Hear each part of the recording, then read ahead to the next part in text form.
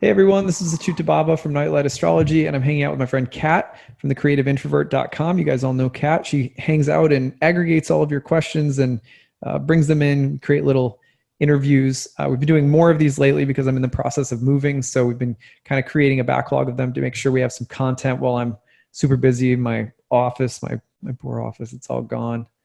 But anyway, thanks for being here, Kat. Really excited to talk again. Very welcome. So today I thought we'd do something kind of fun, which is around the Not different like top. normal. No, no, Normally, yeah. normally we just dive into the heaviest topics possible. Break my brain. Um, yeah, so we're going to look at these different topics, and that can be assigned to different planets. And I guess I'm going to present you with these like three contenders Okay. for a particular topic, Mhm. starting with judgment. And the contenders for judgment are Saturn, Jupiter, and Venus. And I want to make it clear why I've chosen these planets, maybe. Can you guess? Like, why would Saturn be concerned with judgment? Yeah, well, people would probably pick Saturn because Saturn is sort of depicted sometimes as the uh, exaltation ruler of Libra, right? And so it's related to the scales of balance and justice and so forth. And Saturn can be kind of judgmental in a maybe like a cranky old man kind of way. Yeah, like you can't do this. Mhm. Jupiter. Yeah, Jupiter makes sense because Jupiter is the cosmocrat. He's kind of the cosmic law keeper. So it's certain related to the legal, the courtrooms and stuff like that. I can see that. And Venus. Well, Venus is the ruler of Libra again. And, Venus as the ancient people, beauty and justice were intimately connected. If something was ugly, it was connected to something that was unjust. So Venus has a relationship from between beauty, truth, and justice. They're all kind of combined in the Greek sense. Exactly. I'm glad you got that because I got all of these ideas basically from you. Uh, and so who do you think makes for the best, or like, is there anyone else you would add maybe? Or who would we go to look for I um, know you're gonna hate judgment? this answer. My my answer to this is that the broader the concept, the more likely that it is that every planet represents the concept in a different way. So, for example, there are going to be some planets that relate more precisely to a concept like judgment than others. But I think there's also a way in which every planet could be seen as having a different kind of relationship to a concept like judgment. To me, like in terms of the judge of time and the results and merits and work and outcomes of like time and labor and effort, that judge is Saturn. If you're thinking about the judge who is enthroned with authority, if you're thinking about the authority of the judge who keeps the balance and determines who will rise and who will fall, and in a sense doles out um, rewards, is like the judge of a talent competition. You know what I mean? Like I'm thinking Jupiter, the cosmocrat. Um, Almost like the one who determines the victor. That's kind of a Jupiterian thing. Um, if I think of Mars, I think of judgment by the sword. You know what I mean? Like just executive kind of judgment. If I think of Venus, I think of judgment in relation to that which is beautiful. So they're kind of like different. If I had to pick one though, out of that's you really want me to just pick one? No, I mean, I just actually, as you were talking, I thought of a couple more just to spread it out a little Okay, bit good. more. Yeah, So, do it. like, Mercury, especially in association with Virgo, because I think of the harvest and that being a kind of time of like, did I make enough? That sense of like analyzing, that's a form of judgment, isn't it? Yeah, sure. It's like sometimes you use the word discriminating. It's like a Mm. discriminating faculty of the intellect, and that's a form of judgment, you could say, or it's something that it precedes or goes along with judgment very carefully. Like, yeah, like you said, like you have to get the harvest ready. You have to study for the SAT because you know that there's going to be a test result in which you're judged by. So there's a Mercury could be a very close companion to that. Yeah. Yeah, my last one was the moon, and this is a really like tenuous link. But if the moon is associated with nature, and like nature is like selection, which has an element of judgment to it. But I doubt anyone's going to be like bringing that up in a birth chart reading. Right. Yeah. Oh, I see that you have like the moon and like the sign. You're a judge. No. Yeah. Yeah. Yeah. I would think that the moon in relation to judgment is going to be, hmm. Well, the moon is such a relator. It's such a, it tends to bring things together in kind of like this, you think of like a spider web. It's a bit like the moon. So I think the moon for me would probably be the one maybe farthest from that concept of all of them, because you can think it's hard to relate the moon back to judgment right off the top of your head, but there is a process that the moon depicts with the life process of something growing full, and bright, and then dying and going underworld and then emerging again. And so I think the moon has a way of reflecting the process and cycles of life, which includes judgment. And so perhaps even particular placements of the moon in its cycle would be better than others, I'm thinking. Yeah, and it doesn't seem like judgment in the sense of I have an opinion. Nature, that kind of side of the moon, it's just like this is just how it is. Yeah, good point. Yeah. What goes up must come down. Yeah. It's not so much judgment as like necessity, but I know that's a whole other thing. Yeah, that's a good point. Yeah. The sun too. The sun is going to be, the sun rejoiced in the ninth house traditionally, which was the place of law and kings. Because remember that in a sense, the king was the divine mandate of law came from the king. The king and the sun are like, both symbols for the divine dispensation or the divine decree, something like that. So the sun determines the night from the day. It separates the two. And so the sun was definitely connected with judgment and judges and kings and authority figures in that sense. That there's a kind of almighty sense behind the sun. Sometimes people don't always get that because they see that they think of the sun. They often think of like Leo and Tom Cruise jumping around on Oprah's couch or something like that. It's not what I've been thinking about. Like they think of the sun and they think of just like celebrities or people who like attention or something. There's kind of a more like deeper esoteric meaning to the sun. Okay, so we have like a kind of tie basically between pretty much all the planets, but I like that we've explored that topic and broadened it out a lot more. For me, it would boil down to probably Saturn and Jupiter as the top two for judgment. Yeah. Okay, we got somewhere then. Yeah. So the next topic is knowledge. And so I've had this being associated primarily with the sun in the form of like, was it nous? Like this kind of, I guess a kind of insight. Can you explain it? What kind of like knowledge is associated? There was a prayer. I was watching, I don't remember what I was watching. I was watching some show the other night and, oh no, I remember what it was. It was, I want to say it was Ken. It was it was either the Vietnam documentary or it was the Civil War documentary by Ken Burns, which I've been watching since Mars went into Aries. And someone was saying a prayer during one of them. And it was like maybe it's from the scriptures or maybe it's just a classic Christian prayer. I can't remember off the top of my head, but it said, it was like a eulogizing someone or whatever. Someone had died and they were saying, on that day when we come to see you, in your light, by your light, we will see the light. It was something like that. And they were talking about the light of Christ. By you, the light, we will see the light. And that's kind of the same exact definition that Vettius Valens gives to the sun in his anthology, where he says that it's the organ of the soul's perception. Right.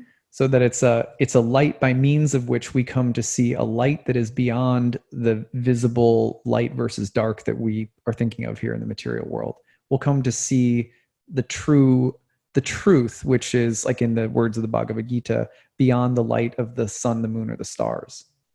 Oh, wow. Yeah, lovely. And that really makes sense in contrast to the next one, which is the knowledge of Mercury, which feels to me like the opposite in that it's the knowledge we get in through our senses.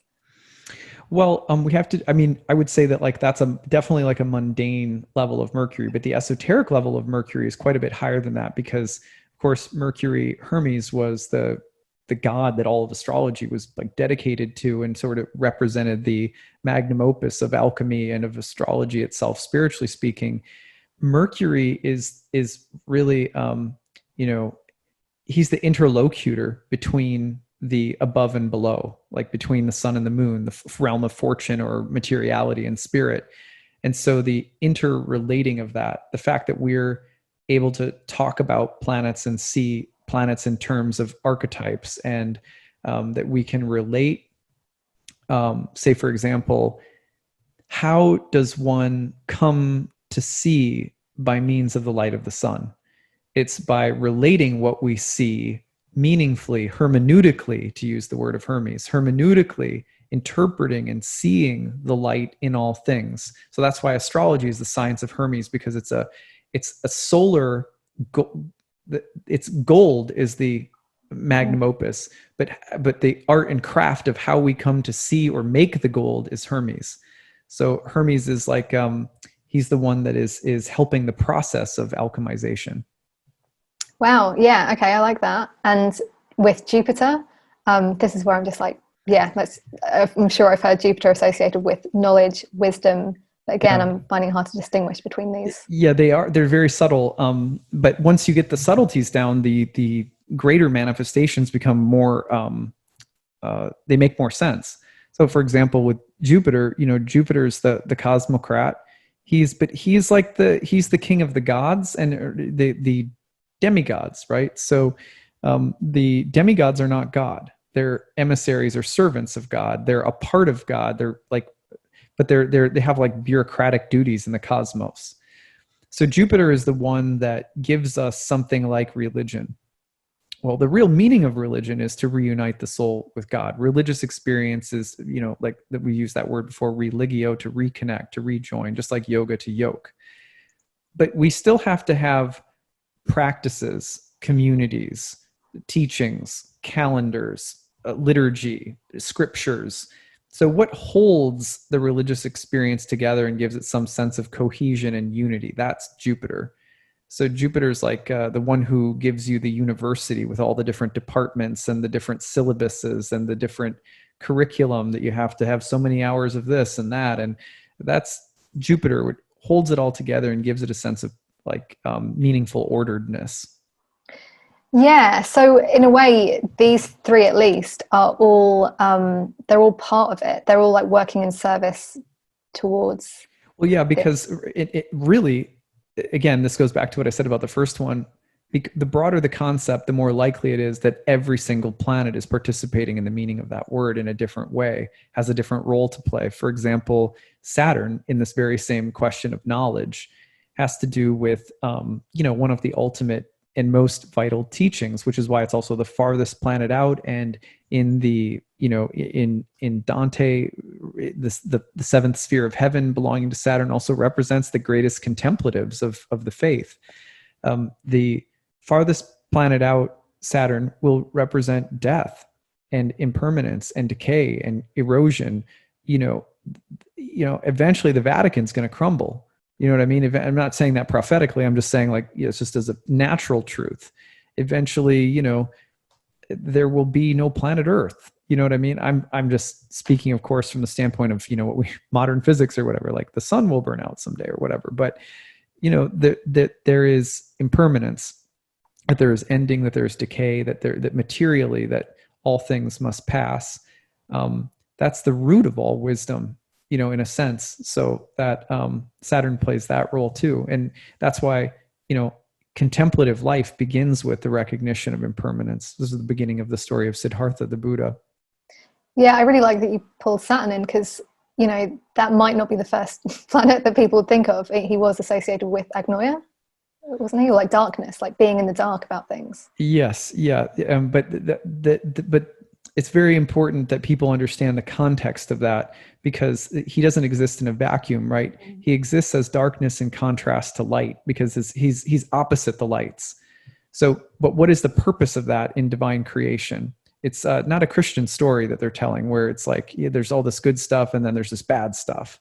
The Greek story, just like the Indian story, is that these are both aspects of God and what God is doing in creation. So if you understand darkness, which is what, we're told that we have to understand as the, even in the nigredo of alchemy, the darkness of the alchemical process, that the placement of that, like very similar to Lord Shiva in the Indian pantheon or other destroyer gods, the placement of that is to is to render service to the soul, right? So just like we talked about in another episode that we did on the daimon, that there's a bad daimon and there can be good daimons and so forth, that there can be a lifetime that we live that can be pretty destructive.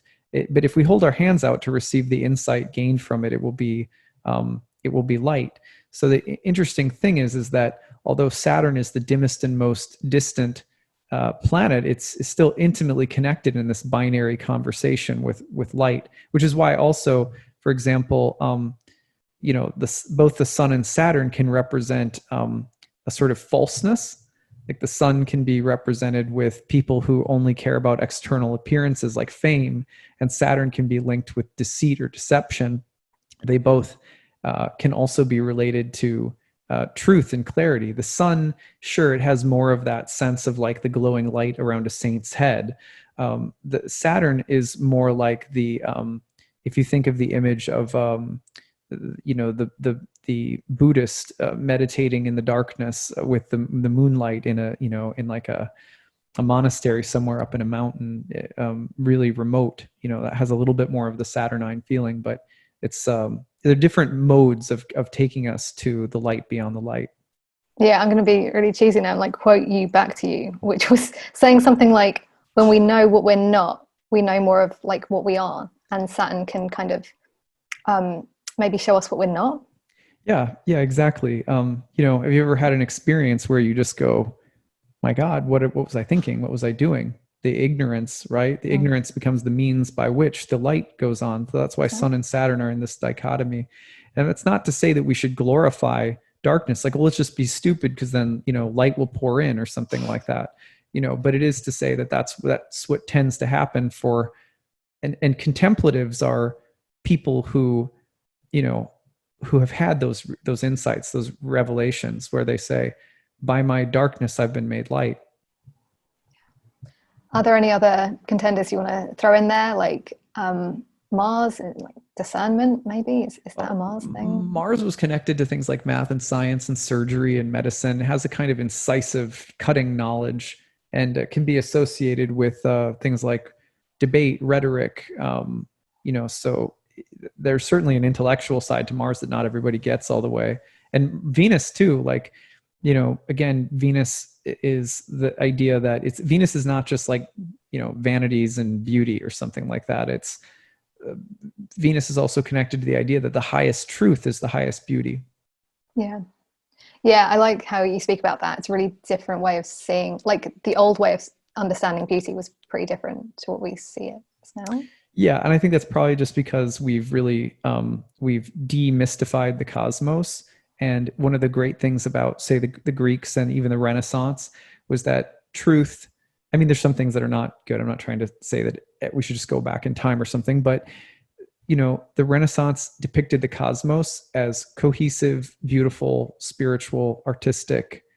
The paintings, if you think of like some of the Renaissance painters, the heaven, when you look up to heaven, it's this incredibly ordered, beautiful, harmonious structure. It's like architecture combined with theology, combined with art, medicine.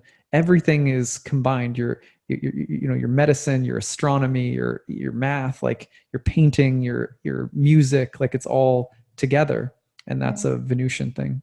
And that's why you end up with these beautiful, like old churches and paintings and things like that, because they were actually dedicated to beauty in that way. Yeah, most people don't realize, for example, that one of the reasons that C.S. Lewis, who's a Christian apologist who wrote the Narnia Chronicles, one of the reasons that he was so beloved by people, that people don't realize it, is that that's where he was coming from. He was a medievalist who was in love with that way of looking at reality, just absolutely in love with it. He wrote this really famous book that is probably one of my favorite books of all time, called The Discarded Image. And it's about the loss spiritually, aesthetically, psychologically of discarding that view of the cosmos. Even though we might have a cosmos now that is more, let's say, physically objective, the sun is at the center, right? Not the earth.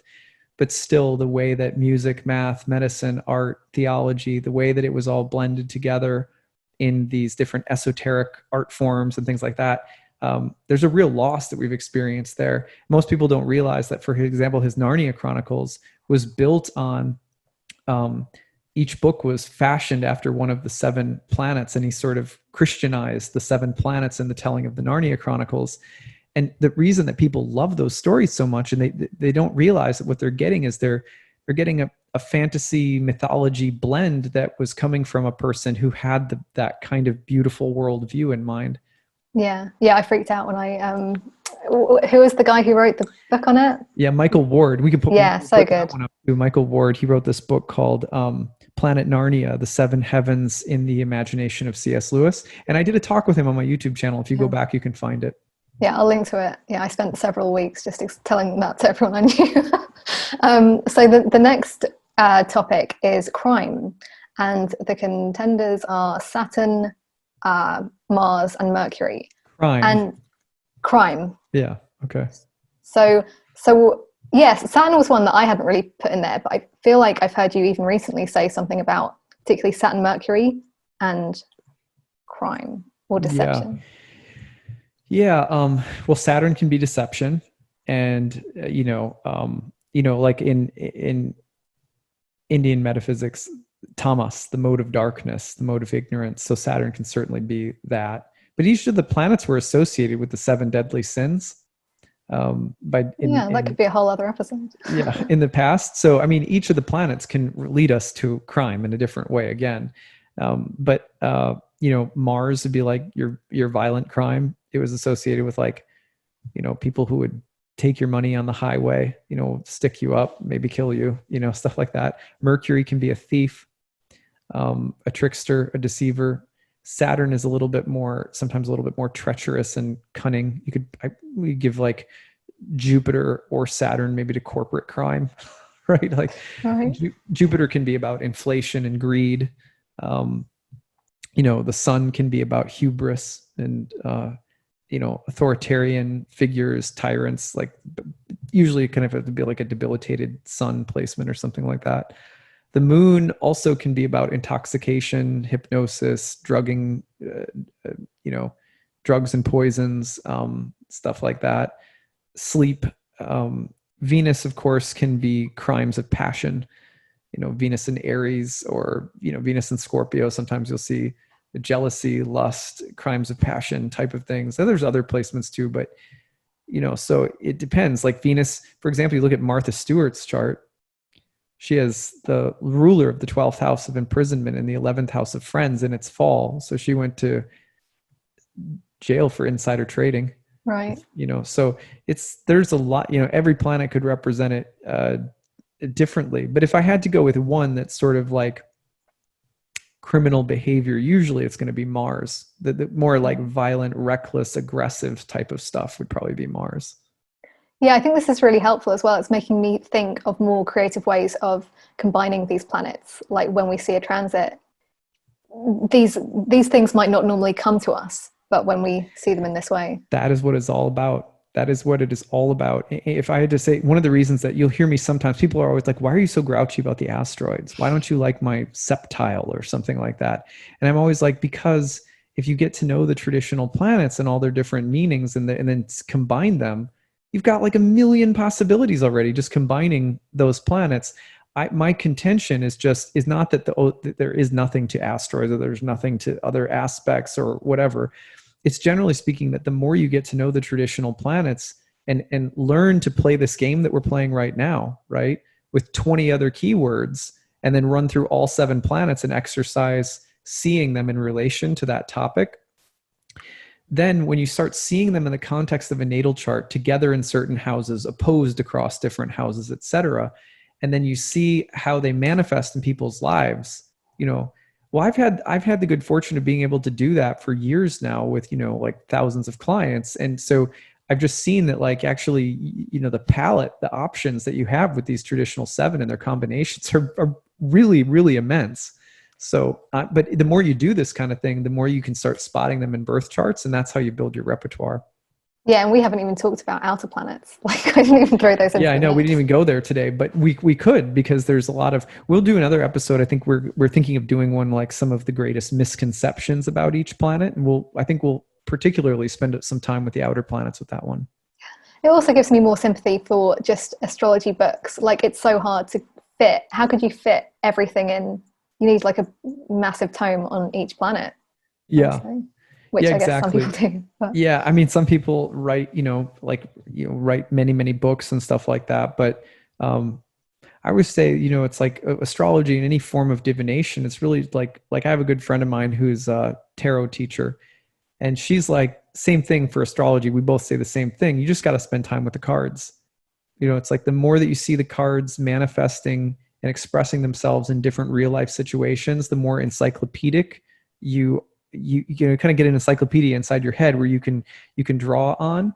And that's actually pretty close to what we had in the ancient world through something like the ancient sort of Mesopotamian, Babylonian Enuma, Anu, Enlil. It's kind of it's like a almanac compendium of like different situations that they were watching as astral omen diviners. You kind of get a version of that in your head going, and and then your ability to read things and become more specific with what you're seeing in a chart, to use fewer cliches and more, paint more specific pictures, grows. well, working on it. So I think that's all we've got, but I think it's a fun game. We should like do some more on Yeah. these. And if anyone has any suggestions for topics, that could be fun. Or any other games that you'd like. we can come up with other fun astro games too. Uh, so thank you for being here again today, Kat. If you guys have questions for us, info@nightlightastrology.com is the email address. Feel free to leave your comments in the chat box here. We talked about all sorts of stuff today. If you have other insights about the planets in relation to these concepts we were talking about, feel free to drop those as well. And also be sure to check Kat's work out at thecreativeintrovert.com. All right, that's it. Take it easy, everyone. Bye.